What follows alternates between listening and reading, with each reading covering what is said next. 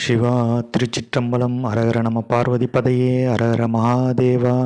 ஓம் நம சிவாய. அனைத்து ஆன்மீக அடியார்களுக்கும் வணக்கம். நான் உங்கள் குடியாத்தம் தாமோதரன். இன்றைக்கி நம்ம பார்க்க இருக்கிற கோயில் பார்த்திங்கன்னா திருப்பத்தூர் மாவட்டத்தில் வாணியம்பாடின்ற ஊரில் வாணிப்பாடி ஸ்தலம். சாமி பேர் பார்த்திங்கன்னா பிரகன்நாயகி சமேத அதிதீஸ்வரர் ஆலயம். சுமார் ஒரு 1200 ஆண்டுகளுக்கு முன்னே பல்லவ மன்னர்களால் கட்டப்பட்ட ரொம்ப பழமையான கோயில். இது வேலூர்லேருந்து பார்த்திங்கன்னா ஒரு 71 கிலோமீட்டர் வரும். வாணியம்பாடி ரீச் ஆகிட்டிங்கன்னா வாணியம்பாடியிலேருந்து பழைய வாணியம்பாடி அந்த ஆற்று ஓரத்தில் வரும். ஒரு வாணியம்பாடி பஸ் ஸ்டாண்ட்லேருந்து 3 கிலோமீட்டர் தொலைவில் தான் இருக்குது இந்த கோயில்.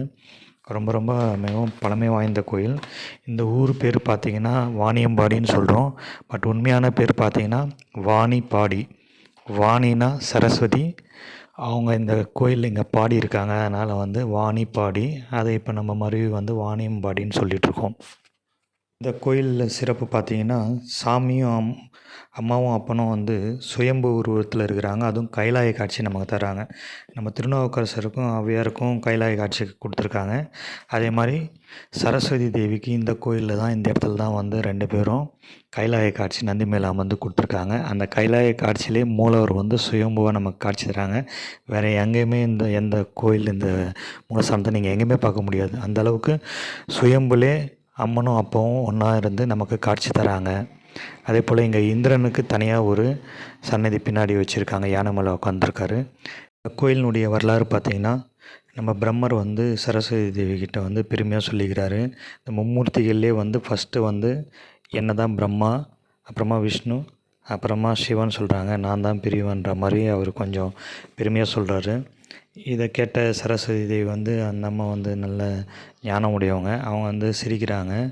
அந்த சிரிப்பை பார்த்து இவர் கோவம் அடைஞ்சு நீ வந்து ஊமையாயிடுவேன்னு சொல்லிட்டு சரஸ்வதி தேவிக்கு சாபம் கொடுக்குறாங்க. உடனே அம்மன் வந்து கோபம் கொண்டு அவரை விட்டுட்டு பூலோகத்துக்கு வராங்க. பூலோகத்தில் வந்து சிருங்கேரின்னு ஒரு இடத்துல வந்து தவம் பண்ணுறாங்க.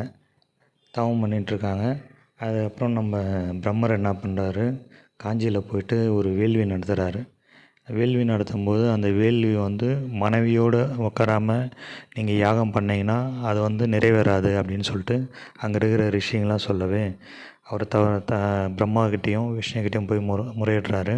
அவங்க உடனே நீ போய்ட்டு வாணிக்கிட்ட மன்னிப்பு கேளுங்க அப்படின்ற மாதிரி சொல்லி அனுப்புகிறாங்க.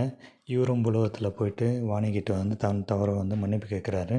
உடனே சரஸ்வதி தேவி இங்கே வந்து தவம் பண்ணுறாங்க.